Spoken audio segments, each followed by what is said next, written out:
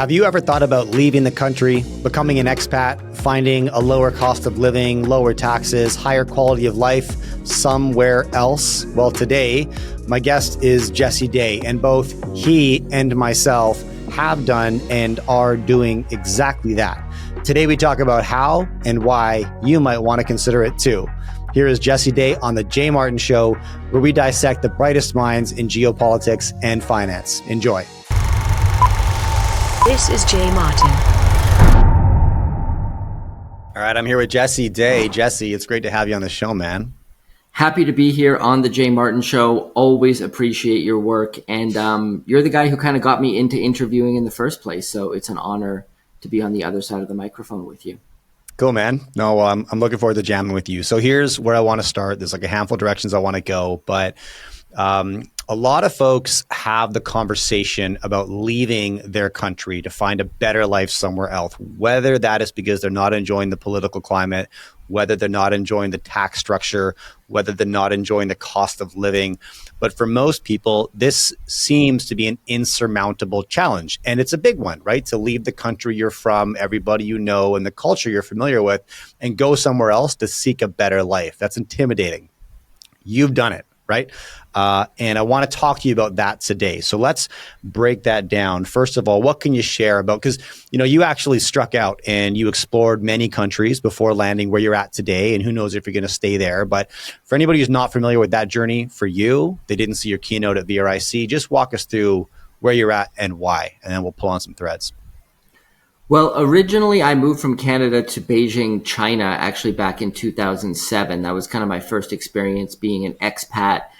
From there, I was there for a year and a half, and then I lived in Seoul, South Korea for 8 years. I worked largely in both countries in the broadcasting industry, hosting travel TV shows mainly and stuff like that. So that was more of just a passion I had for Asian culture. I had a lot of Korean, Chinese, and Japanese friends when I was in Vancouver, and I've always been fascinated by kung fu movies and the typical stuff that your Western person gets into when they tend to dive into Asian culture. And so it was just kind of a natural transition for me to then I took acting for the camera in my university, and so then I went over to Asia and kind of was able to use those skills to then build a career there, which was really nice. However, the real expat move came in 2021 October, when I left Canada to move to Croatia. And that wasn't for fun or to pursue a career. That was because I was extraordinarily alarmed with what was happening in Canada. And I thought that I could no longer live in that society. It was just a sense that I can't be here.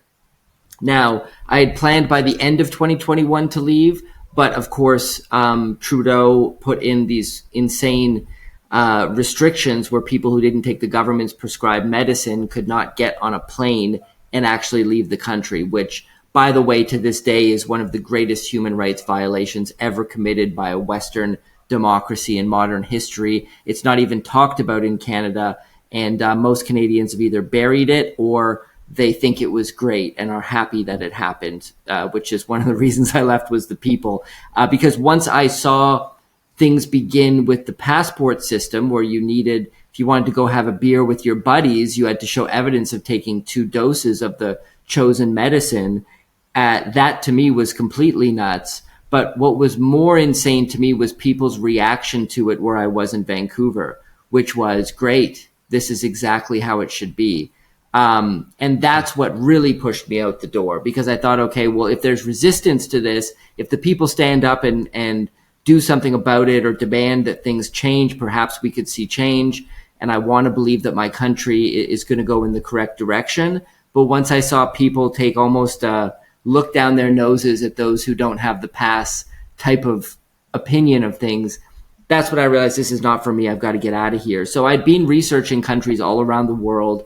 I had a spreadsheet, and I was just looking at countries, mainly at the rules that they had in society.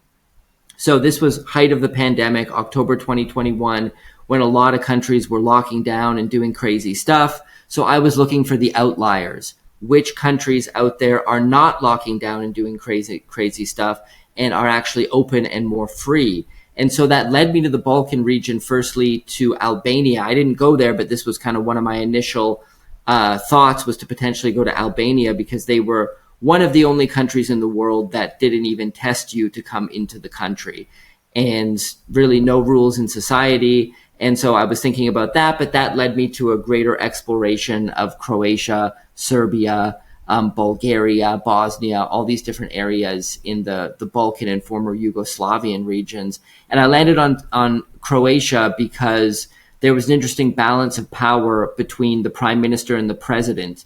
The prime minister has de facto power there. He's kind of a puppet of Brussels and of the EU, and he can implement policy. The president doesn't really have much de facto power, although he technically commands the military. And he is a public figurehead, so what he says matters. He shows up on television and gives his speeches and interviews. And so there was a real clash between the two of them, whether real or manufactured, I don't know, but there was. And the president was staunchly against any sort of restrictions or rules, and the prime minister was very for them. And then you had the third factor in play, which was the Catholic Church. And Croatians, much like Serbians, look to their religion before they look to their government. And so the Catholic Association of Bishops in Croatia was against forced medical treatments, and they made that clear in an open letter they released.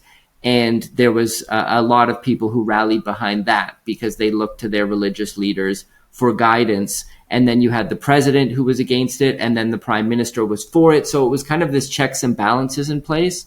And so there was essentially no restrictions at all. At the beginning of the pandemic, there was some lockdown curfew stuff before I got there.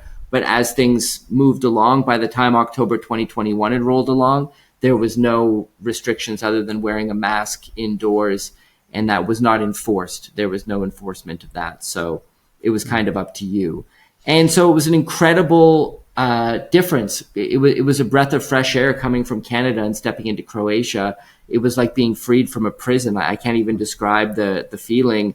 And so Croatia, fantastic country. What led me to Serbia was the fact that Croatia does not have good long-term residence options unless you have Croatian ancestry or you marry a Croatian. I'm already married, so that wasn't going to work out for me.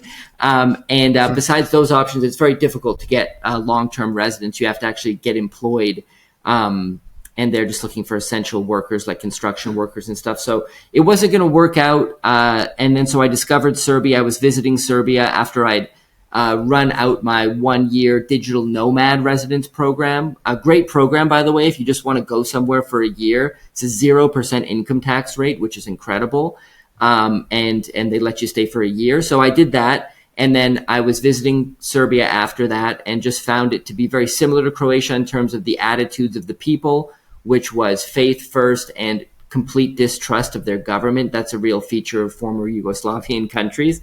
Except for maybe Slovenia, but that's kind of neither here or there. They are the only country that separated from Yugoslavia without firing a single shot and formed a government without actually fighting or going to war.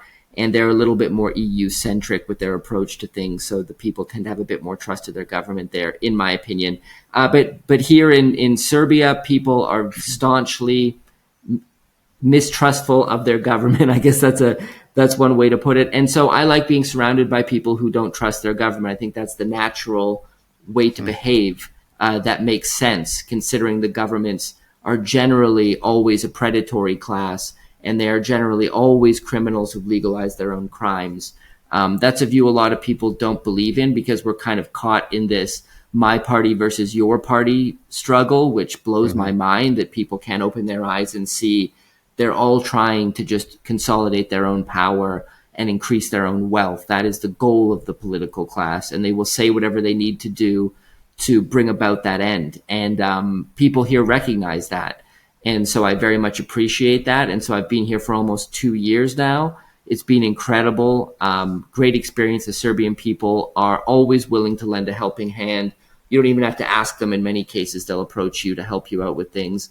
They're very open to foreigners being here, and it's been fantastic so far. But, you know, it's really interesting because your incentive there, right? And I know there's more incentives, including the tax structure in Serbia, the Yeah. tax structure in Croatia, and we'll talk about that, right? Because I think that's important. In addition to the cost of living, which is front and center for a lot of people. But you know what you started with there, you're like, you didn't mention that. You mentioned cultural misalignment, right? You were noticing a shift or a general alignment in the Canadian population that you were continually feeling like an outlier from, right? And Yeah. man, that's a real thing. It's really tough to embrace that. That's, I think, a very hard thing for people to do. Is like, I feel very politically homeless in Canada, right? I'm like, and Yeah. I similarly think it's almost like unfathomable, very hard to understand why folks, just because they feel one party is bad, that the other one must be good. It's Yeah. amazing that people still think that way. But all you can do is shake your head. It's mind blowing. I mean, and you know, I was joking with a friend about this just the other day. We're getting back to the same era that you just discussed, the 2020 era, right? And you know, a lot of my family's American, my wife's American, as are my kids, and you know, the situation in the US at that point was you had an elected leader, being President Trump, who was at the helm when that outbreak began. And he was the one from the podium saying, we're going to expedite the manufacturing of this medicine that we're all going to need. And we're going to get it in your hands in super quick fashion. And it was the Liberal Party. It was Biden himself who was like, there is no way we're taking the Trump jab. This is, they're absolutely opposed to the concepts, right, of mass rollout of expedited medicine that everybody would take. And then right after the election, it was like the product didn't change whatsoever. It was still manufactured by the same companies, the exact same ingredients, the same process. But we just, replaced our arguments. And all of a sudden it was the Liberal Party who was like, went from there's no way we'd take the Trump jab to just take the jab, man. It was like, and same, the Republican Party rotated underneath, took the other side of the same argument, and no one blinked, right? It was like, wait a minute.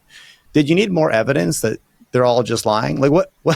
But, you can go through infinite experiences like that and people still just align with the party they think is less bad. And then they become loyalists, and it's kind of mind bending.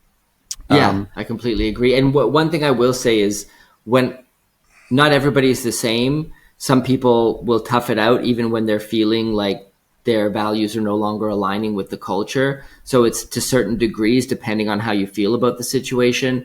For me, I just felt like I didn't have a choice. I was ready to go to Botswana in Africa. That was one of the places on my list, which gets so hot that I would barely even be able to handle it. Obviously, much more rough around the edges than even a place like Serbia. But that was one of the places I was looking at because they had very reasonable regulations in place. I was willing to go anywhere. It didn't matter to me, just to get out of that type of draconian control. And that's when I realized that my own freedom, whether you want to call it bodily autonomy or just personal freedoms to choose what you want to do, is the greatest value that I hold, which I actually didn't know before the pandemic broke out. So that really drove a lot of my actions. So I want to break this down a little bit, and maybe we can also get into the tax incentives and the cost of living incentives. But my goal here, Jesse, I suppose, is to draw out a process that people could perceive as a lot easier than they thought it was going to be. And whether that's because maybe the barriers aren't as high as you thought, or the incentives are far greater than you thought. And so those barriers are just worth it, right? And, we're doing a similar process in my family, right? We're spending more time abroad. My kids no longer are in the Canadian school system. They're in the Indonesian school system. We spend half our life there. We're going back in 7 days. We've got our own incentives for doing that, and probably a bit of a different decision framework because my kids are always going to be at the front of any decision, right? It's like, Right. I'm looking at cost of living, tax structure, personal freedom. But first, it's like, what's the environment and community going to be like for my very young kids, But, we're coming to a very similar conclusion. And so what would you say to somebody who's like, oh, it must be nice, Jesse, must be nice that you got to do this, but like, I could never because X, Y, Z, right? Well, you must have had that conversation with peers from back home. What's your take on that? I think the most common reason why people are unable to relocate is because of their profession, right? They've built a career already in the country that they're in. And so they find it really difficult to imagine being able to travel to another country and kind of start all over again. What I would say to that is that you don't have to leave right away. And if you have thoughts that for whatever reason you think your life could be better abroad, then you can start making a plan, and it can take years. You could look at a 2 to 3 to even 5 year plan to eventually relocate. And I don't think when it comes to Canada in particular that things are going to get better. And I think the same way about many Western nations, the UK being one of them, Germany being one of them, Australia, etc. One of the reasons for that is that during the pandemic, people don't put these two and two together. But when, as a population, you put up with the most brutal, draconian restrictions imaginable during the pandemic, and even have a large percentage of the population cheer on those restrictions and bully others into compliance, now the politicians can do whatever they want forever until somehow that mentality changes in the population. But once you've gone that far, you can't turn back. I think it will take the next generation or the generation after that to potentially right things, because people also experience tremendous cognitive dissonance with their decision making, and nobody wants to admit they were wrong in those sorts of situations. And so they will justify why they were right. And as long as they have that mentality, the politicians can now continue to control them because they've already bought into the fact that they were correct to follow these restrictions and bully others into doing the same. And so now you get sort of a bizarre Soviet style system in a way. It's got elements like the place that Western countries are drifting into is like, it's got shades of communism. It's got shades of totalitarianism and authoritarianism. It's kind of a melded new structure of governance in a sense, where they use the concept of democracy as kind of a shield, but it doesn't really exist. So people aren't getting thrown in gulags yet, although in the UK and Germany, people are literally getting thrown in prison for speaking out against mass immigration and other issues like that. But it's kind of a soft gulag system where, or a soft totalitarianism where you don't have, the Gestapo showing up at your door again, except unless you're in the UK or Germany, but in a place like Canada, for example. But you do have this idea that what the government says is correct. And if you go against that, you're a conspiracy theorist, or you're far right, or you're a Trump supporter, or something like that. So it kind of causes society to self-govern itself into kind of a prison wherein the citizens exist, which to me means that it could potentially take decades for this situation to ever turn around in a place like Canada, the next or the next generation. And people need to feel enough pain to then make change. What we saw in Argentina with Javier Milei, somebody as radical as him getting elected. And I'm not saying he's good for the country, or I'm not a fan. He's a politician, so generally I don't like him, but he is taking some things in the correct direction. And for such a radical figure to be elected, it took decades of failed socialist policies to the point where people were just in such abject poverty. They were suffering so much that they had to stand up and say, okay, we have to change something. This isn't working. And I don't think Canada is even close to that level of pain and suffering for people to actually rise up and cause change. So that's just a prelude to say, like, I don't think things are going to get better. So you can plan ahead and do a 3 to 5 year plan and find a way. Obviously, the ideal thing is to be able to work remotely, whether that's to be able to be hired by a company who will allow you to work remotely, or whether that's starting your own business, some sort of online venture, some sort of entrepreneurship where you're able to operate online. That is obviously the key to being completely free in that sense, because then you're not beholden to your country and you're able to move around at will. So getting that type of freedom of movement and still be able to be employed, whether that's by an employer or self-employed, in my opinion, should be the key of your plan when you are looking to plan out however long you think it might take. If you're already in the fortunate position, I kind of was when I left, although my channel hadn't taken off at that point. It was just kind of starting to pick up. I wasn't making a large income from it. In fact, the income was very small. My employer at the time allowed me to stay on remotely for some time, so that was a great help. But my situation was a little uncertain, but I was still in a better position than, let's say, somebody who worked as an electrician in their, country. It's very difficult to then get up and move. You want to try to go to a country where electricians are in demand, and then you also want to go to a country where you speak the native language, which is very difficult. You can't just, if you're a Canadian, you can't just come to Serbia, just as an example, and not learn Serbian and get hired as an electrician. And if you do get hired here as an electrician, it kind of defeats the whole low cost of living part of the equation, because your salary would be dramatically lower to the point where it's not a low cost of living. So there's a lot of factors to consider. But I would say the main one is to make sure that your plan includes being autonomous, being able to work remotely, and preferably running your own business or being in control of that aspect of what you do. So plan for it. I mean, like I said, this isn't an overnight thing. It can take years, but if you're in a position where you feel like you would be better served living abroad, then it's worth it, in my opinion. Yeah, and you're right. It's not everybody can do it. If you're tied to a local trade that just isn't going to translate very beneficially, that is what it is, right?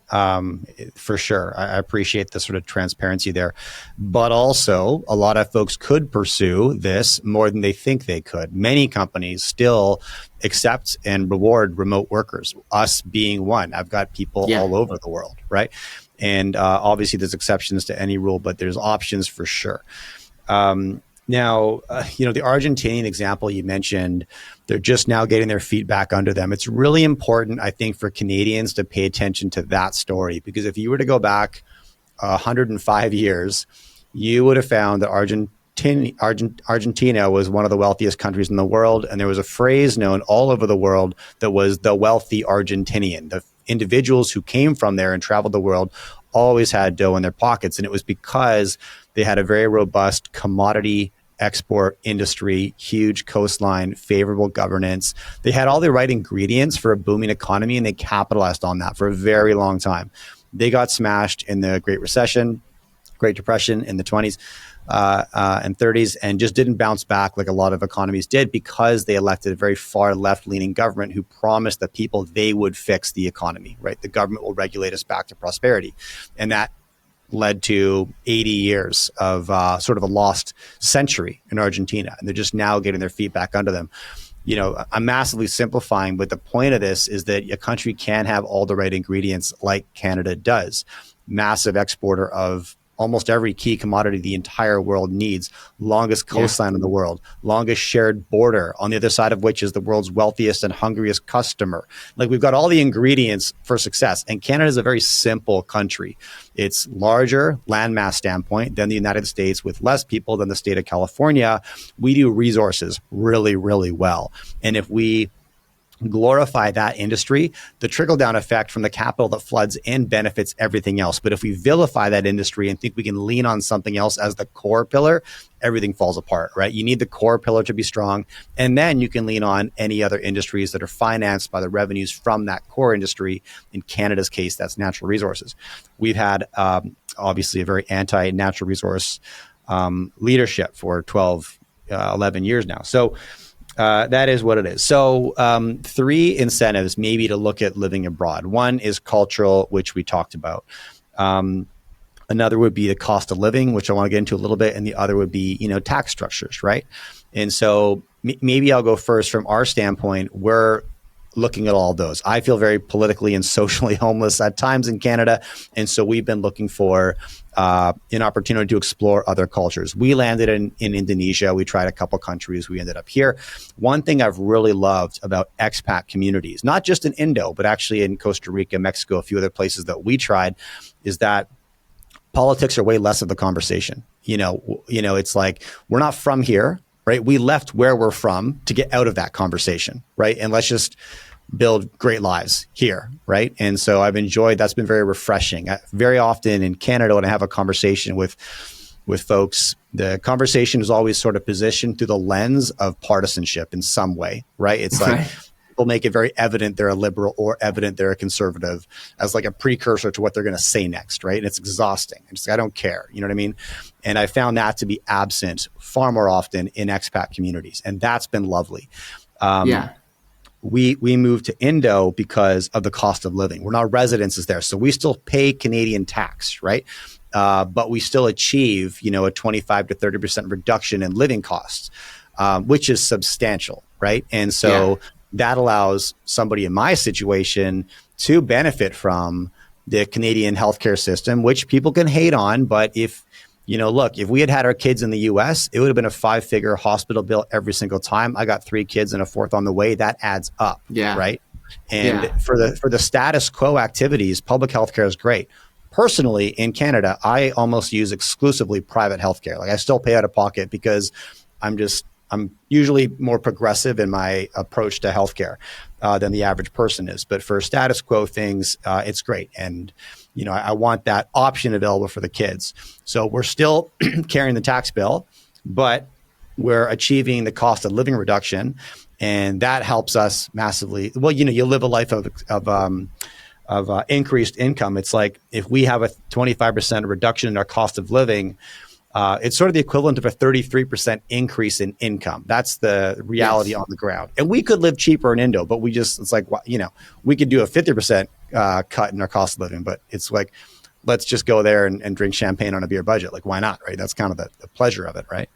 Yeah. What's your take on that, Jesse? The 3 buckets: you move for the culture, you move for the tax structure, you move for the cost of living. Do you think that's a decent picture of what incentives people should seek out and look for?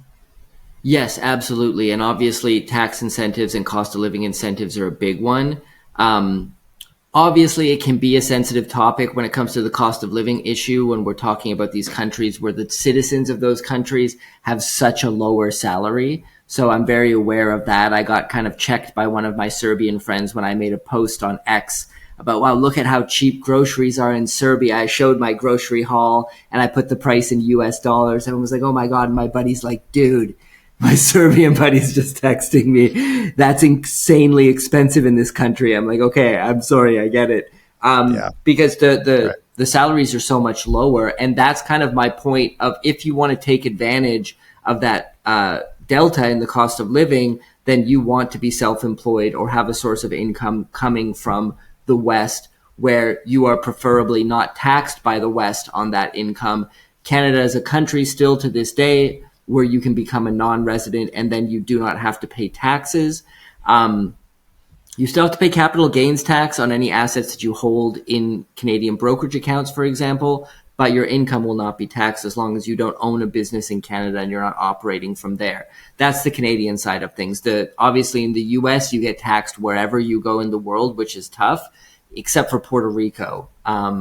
So that's kind of the only option out there if you're looking to avoid taxes. Now, the cost of living aspect of things is obviously you can double your income in that sense, just like you said. Here in Serbia, things are about 50% cheaper than back home in Canada.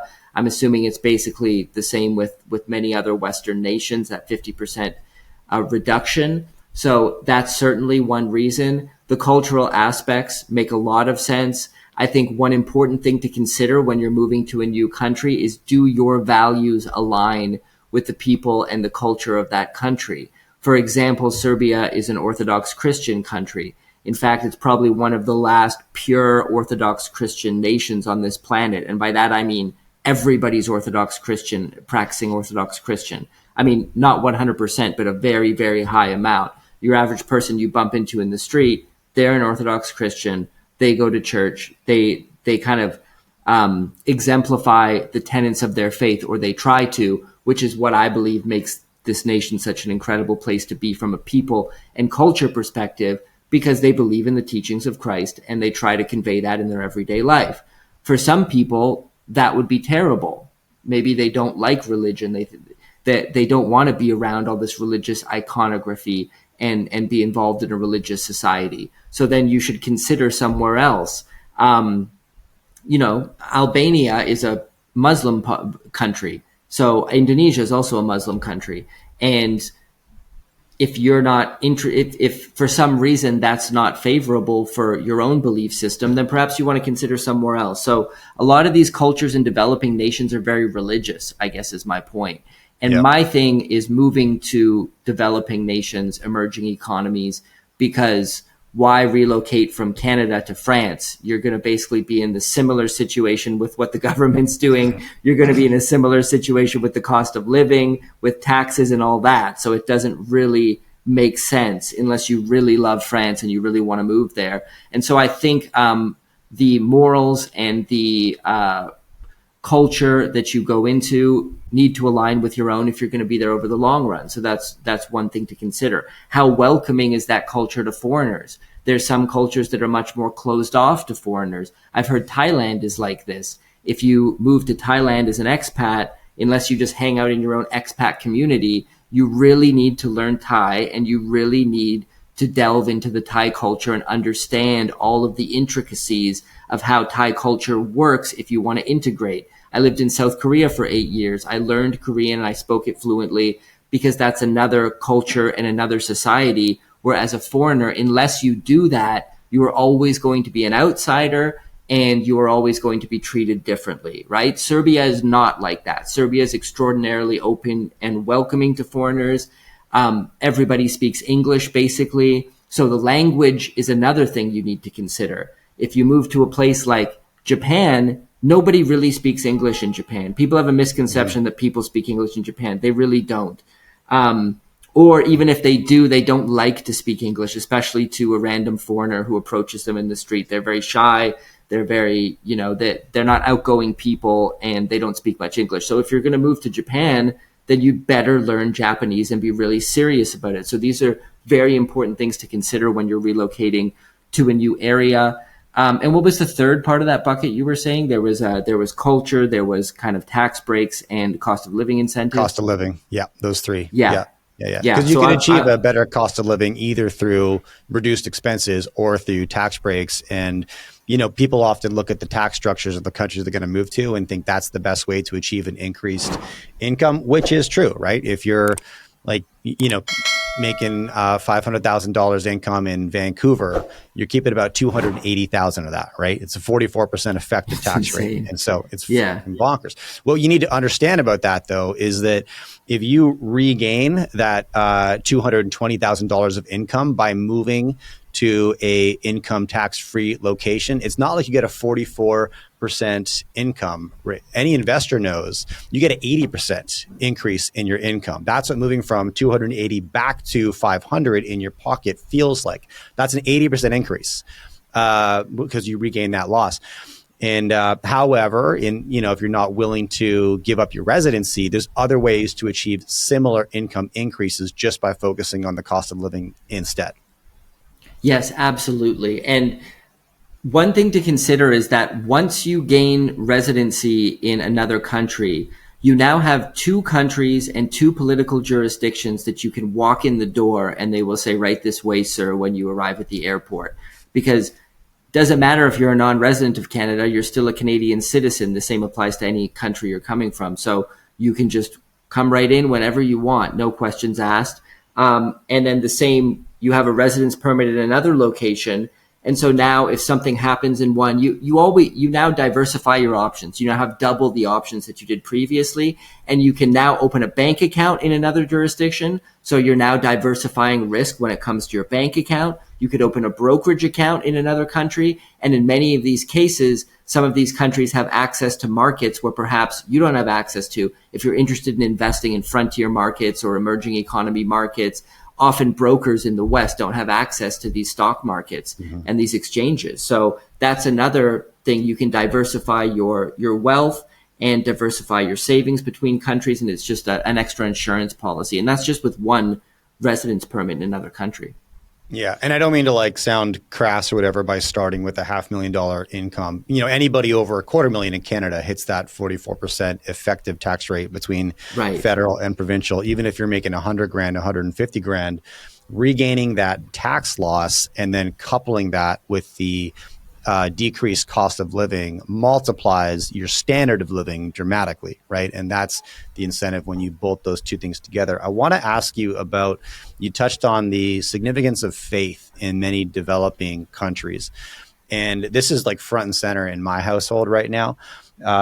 And Western Canada is probably one of the best examples of the consequences of a society without faith. People are completely lost. They have no idea, and they're seeking purpose in all kinds of weird places because they don't have that central purpose that faith provides, right? And like I'm a Christian, my household is Christian, but even if you're not a Christian, you might be able to understand the utility of seeking God because of how that aligns so much of your life. And you talked about just effectively the culture in Serbia. People live out Christian values, and that's them trying to live like Christ. And that's going to include a lot of compassion and reaching out and helping your neighbor and, being there for one another, right? If that's lived properly, right? You can bastardize these principles, and they often are. But even in Canada, for example, right now, the difference in culture between the West and the East is stark. And, I'm part of a little church here in Squamish where we live, but there's multiple campuses. There's 3 campuses in the West, and they just launched their first campus in the East in Toronto. And the growth of that new campus in Toronto has like 5x anything they've accomplished in the West. And that's simply just a reflection of people's aversion to religion in the West. And there's like this allergic reaction to some sort of a belief in God. It's really strange. But I think lacking that, people end up squirreling down the weirdest rabbit holes trying to find purpose elsewhere because we need it, right? I believe we need purpose. We need some kind of central alignment in our life. But you'll fall behind the weirdest ideologies and belief systems if you're just trying to create that on your own.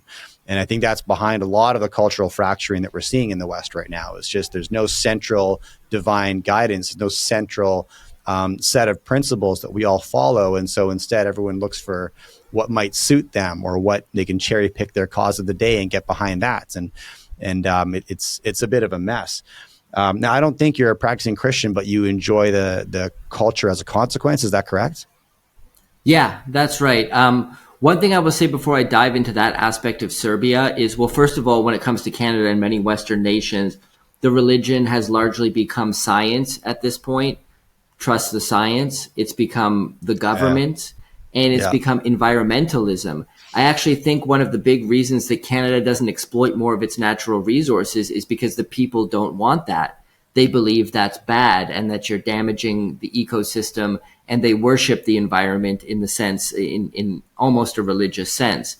So any exploitation of natural resources, even though it's the foundation for all of human civilization, and without the exploitation of natural resources, they would be living in caves and, trying to light fires with sticks. But people don't put 2 and 2 together. They enjoy this privileged life that was brought to them by mining and the extraction of hydrocarbons. And then they demonize those very same things, no matter what. It doesn't matter. Not a little, just none.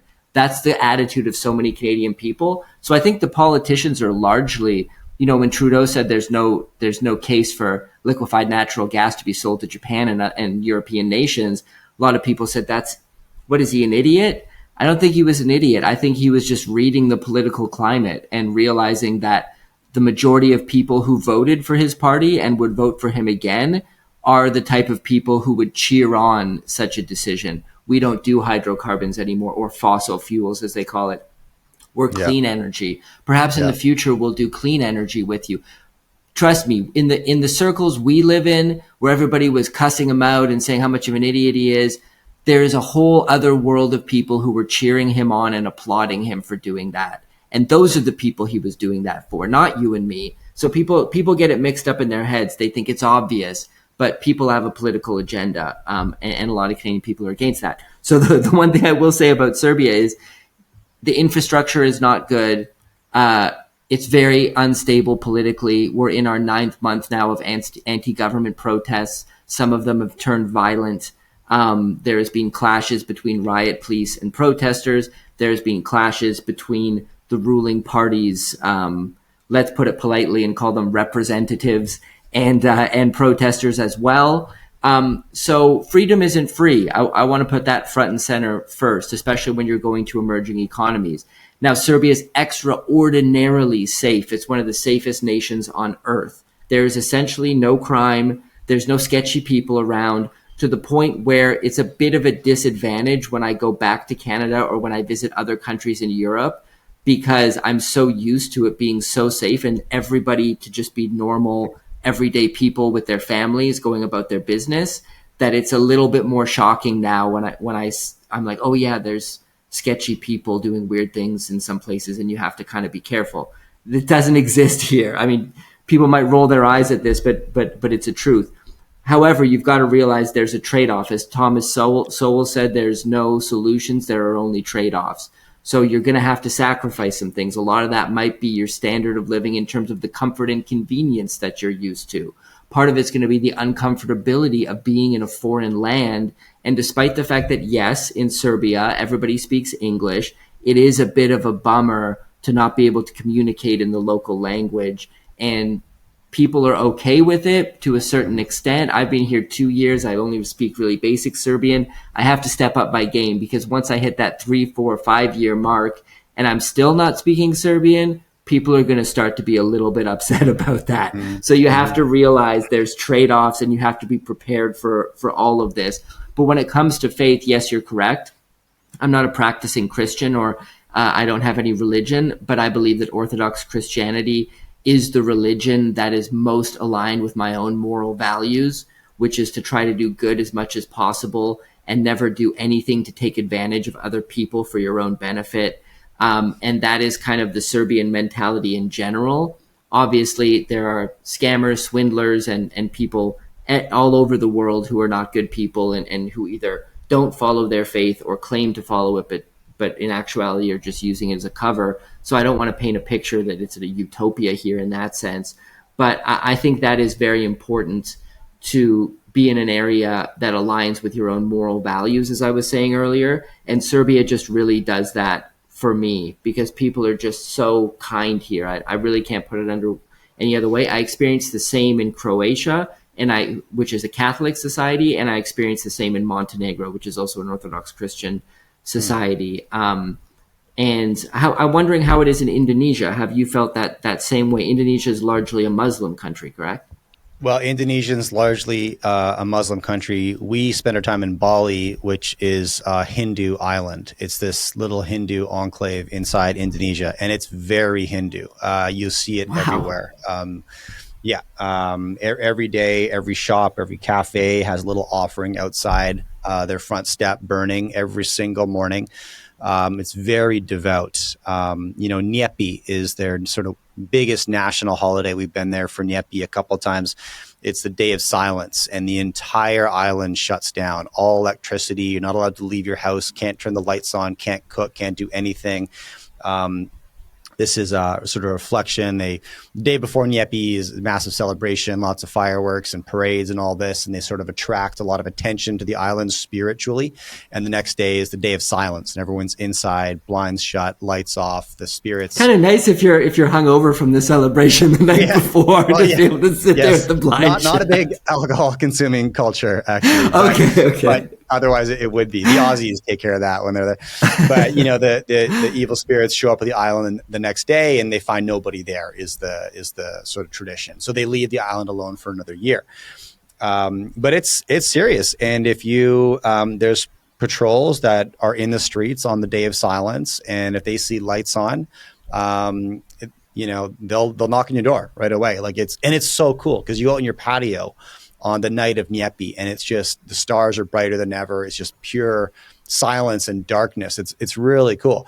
Having said that, if you offend the laws of Nyepi, the patrollers will come to your door, and I've never seen this, but apparently they will actually apprehend you and take you to the temple where you have to offer some penance, and pray for forgiveness, I suppose. So, but it's an incredibly devout Hindu culture. And I would say, even as a Christian, all the benefits of a very aligned and spiritually conscious, God-fearing society is there, and we love it, and it's such a welcoming, family-oriented, look out for your neighbor, value children. Like, it's such a beautiful culture. We absolutely love it. And I think a lot of that is derived from absolute unity inside the Hindu religion and on this island. So it's lovely. We've also, there's, great Christian community. We found a cool church that we go to there. So we kind of benefit from both. My kids are learning Bahasa, to your point about, being able to just be respectful of the local language, even if you're not fluent in it. My wife and I can survive, you can order a car, groceries, and say thank you and good morning, but pretty limited, to be honest, on our Bahasa at this point. Usually people will appreciate even that simple, that's another thing about developing economies that people don't realize. When foreigners come to the West very often and they don't speak much English, people are like, what's wrong with you? Don't you speak English type of thing? But it's totally the opposite in many places. I would say most places in the world. If you come from a foreign country and you're willing to learn the basics, hello, thank you, give me a coffee, please, or whatever it is, you'll often be showered with praise over these simple phrases. And people are just happy that you're willing to put in a little effort.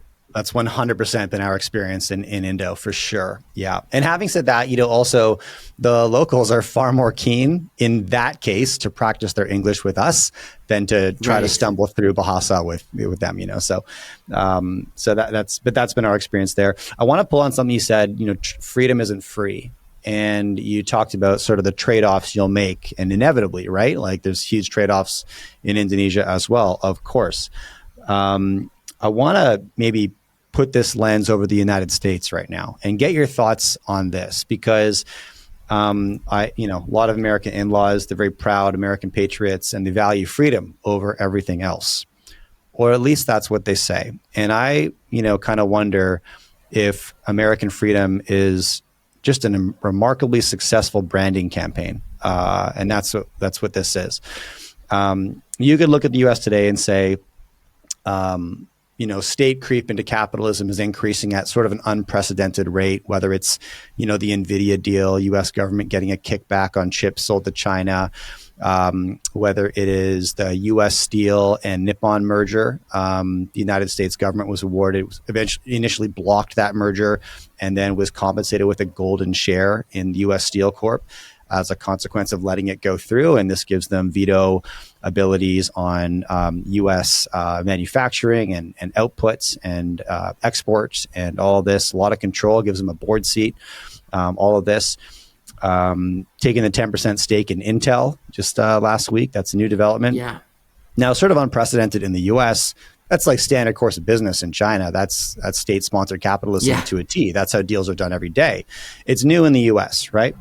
You could look at that and say that's offensive to traditional American values. You could look at, any sort of, run through them, right? Deportation without due process, effectively shipping people to a labor camp in El Salvador, masked up troops now patrolling many cities, no identification, hidden faces. That's sort of a practice that allows the government plausible deniability if something bad happens, because already bad actors, criminals, are mimicking those troops and showing up at people's doors in masks without identification, making the same claims. And how are you to know who's who? And so if something does go south, it gives the government plausible deniability. Those weren't our guys. That was somebody pretending to be our guys, right? And obviously federalization of police forces in many municipalities, starting with LA, then DC, next up looks like Chicago, and all of these things, right? Look, you could justify every single one of them. The streets aren't safe, right? We need to clean that up.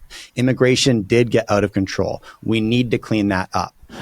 We're competing with global actors who have state-sponsored capitalism as a course of business, and it's tough for independent corporations to compete with that. If government can lean in and support, then they should, to be globally competitive. You could make a case for all of these developments and say, you're being too sensational, Jay. This is good business, and it's the change that people voted for, and therefore we should support it. And I might say you're absolutely right, but then at least be honest and say we are choosing security and control over freedom and liberty. I mean, that is, I think, a truth, right? I don't think we can ignore that. But what's your take, Jesse, on that trajectory inside the U.S.? The U.S. has been our primary first choice outside of Canada. We're just building optionality in Asia. But, from both cultural alignment standpoint, there's many states in the U.S. that my family, with more conservative and Christian values, have found to be lovely places to be. And we can achieve a tax benefit by moving there as well. We don't achieve the cost of living, but we tick 2 boxes, right? However, I look at these trajectories and new precedents being set in the U.S., and it's always so important to remember that if the party you voted for kind of blurs the lines a little bit to get the goals that you think are important accomplished, you can be happy about that all day long. But American elections are like pendulums, and in 4 years, there's going to be the opposition in power, and the same precedent will be set, and they'll leverage that towards goals you don't agree with. And so, you need to be aware of that double-edged sword. What's your take right now, Jesse? U.S. trajectory and precedent and all this. Well, before I dive into the domestic issues within the United States, most of my viewers are from the US. I'm guessing the same for your program as well. So I love all my American friends. I just want to point out that the American empire externally has been one of the most evil actors in modern history.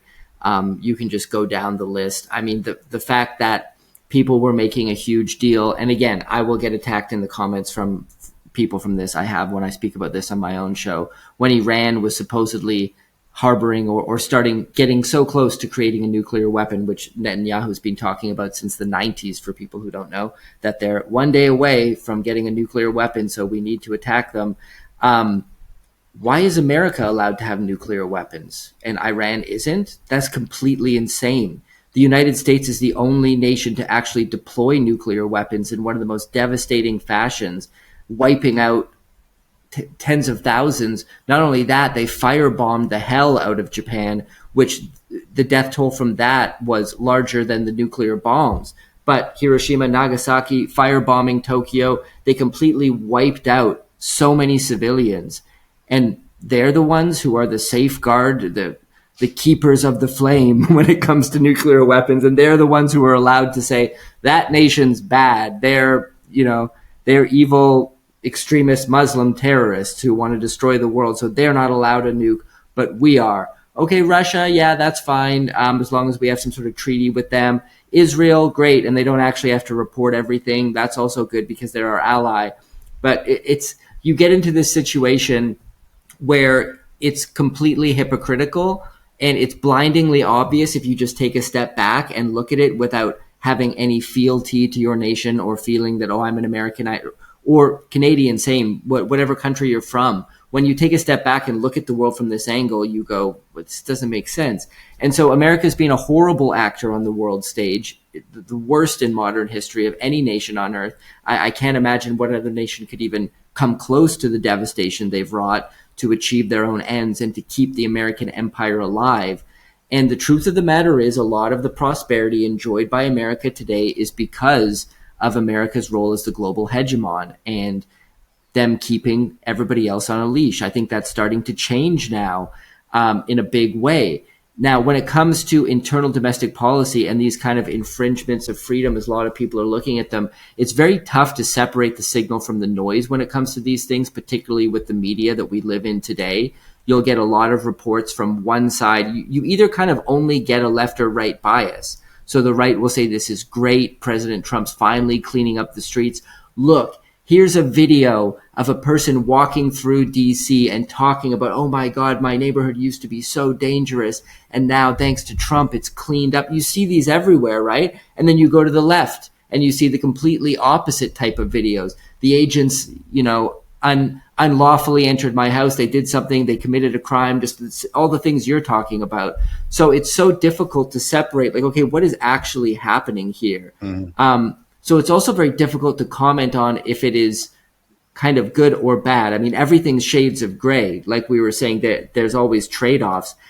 So it's tough to comment specifically. But one thing I will say, in terms of what some would call creeping authoritarianism or creeping involvement of the state in places like America, and especially in places like the UK, is that I believe it could be inevitable, and there's absolutely no way for it not to happen, because largely in part to the fiat currency global experiment we've been living under since Richard Nixon took gold backing away from the US dollar and by proxy from the world, because through the Bretton Woods system, Most major currencies of the world were pegged to the US dollar, which was backed by gold. Once that got removed, and we live in a complete experiment since 1971. This is the first time in human history we've had a global fiat currency system where all of the world's currency is backed by nothing but trust in the government, allowing government to create currency units at will. That creates an endless debt and deficit spiral, as we have seen,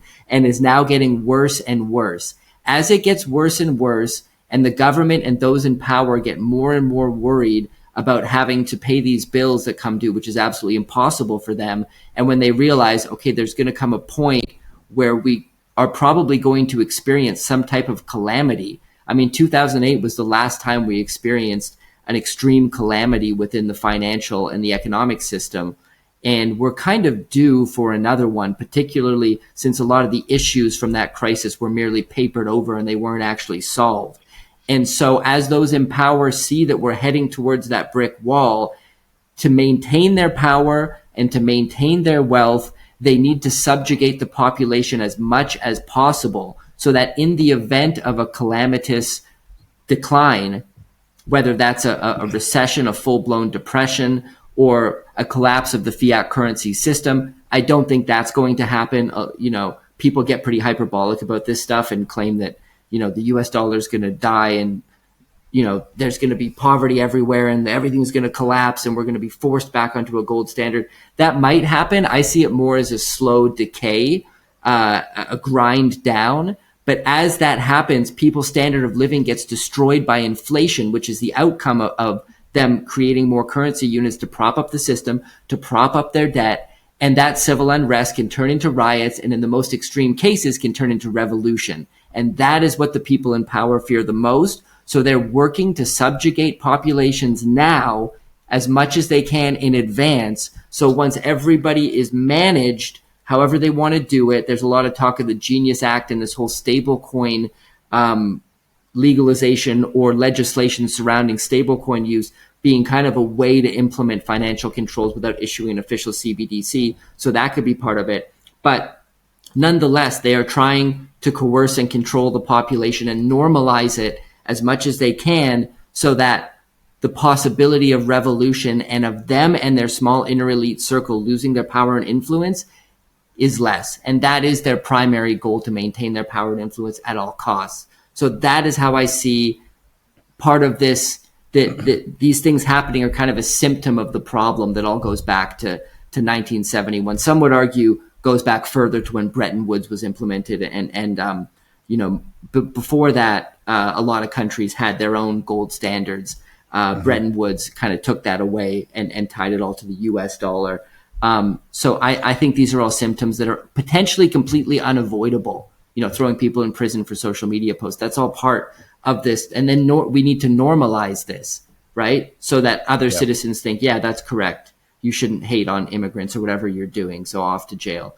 And then you maintain this control where it's normal for the government to be your God in a sense. And that's straight out of 1984. And I think that's happening. And I think there could be no way to avoid it.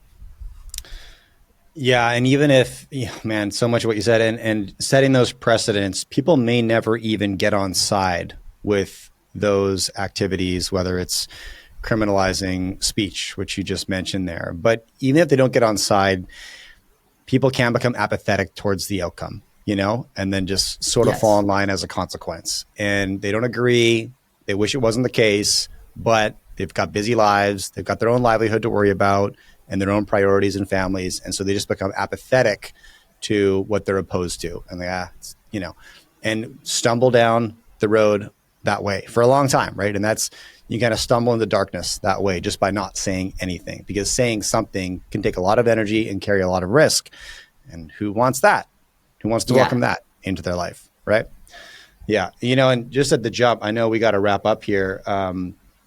You were discussing the American empire as kind of the evilest actor of the modern day. And I from a global standpoint, there's tons of evidence of that. And also you could say the same about do you agree? You could say the same about every preceding empire, and that's how power was gained and maintained globally, right? Through mass exploitation. I mean, the that's how spice trade. hegemons. Yes, colonizing countries, right? Like that. That was the British, the Dutch. That is how they created and maintained their power on the global stage. So what happened was, now that it wasn't cool to directly colonize, or which just means invade and take over other countries, you have to do it more subtly. You have to do it because they don't have democracy, and we need to bring freedoms and democracy to their people. The fact that they have all of this oil and other natural resources, that's just a byproduct.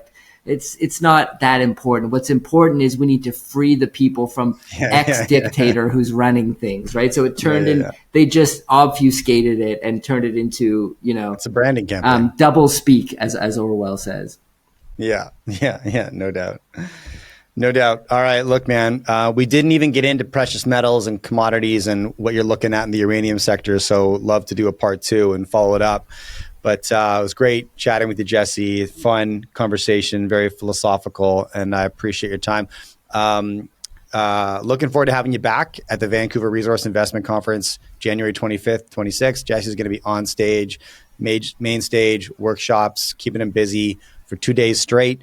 And your course is live on the Commodity University right now, Uranium 101, for anybody who's curious how to begin building a portfolio intelligently in the uranium sector. Jesse's course is amazing, and coming out with a part 2 shortly. There's also 9 other courses live right now in the Commodity University. New course drops every single month, monthly masterminds with myself and the instructors. And of course, if you don't like it, a full money back guarantee. thecommodityuniversity.com, and check it out. All right, Jesse, thanks so much for coming on, man. It's great chatting with you. Thank you. Anytime. In 2011, after a massive earthquake and tsunami occurred in the Fukushima region of Japan, 3 of the Fukushima Daiichi reactors melted down in one of the biggest nuclear accidents since Chernobyl. Now, in the aftermath of this, nobody died directly as a result. However, the world started to shut the nuclear industry down. Japan shut down all of their reactors. Germany and several other countries followed suit, and nuclear energy was deemed a danger and an existential threat to humanity. Prior to this, uranium, the commodity that fuels these reactors, was ripping to all-time highs, a bull market that was unimaginable to most. And in the aftermath of this worldwide shutdown of the nuclear fleet, prices plummeted, and uranium was in a sustained long-term bear market, with the industry abandoned and all but forgotten by market participants. Now, everything is starting to change. We are experiencing a complete 180-degree turn when it comes to the uranium industry and nuclear. Countries around the world are embracing nuclear energy, all sides of the political aisle, from environmental activists to capitalists and everywhere in between. This is an opportunity unlike anything else I have seen in the commodities sector, and it's there waiting for you to grasp. So join me as we dive into Uranium Investing 101.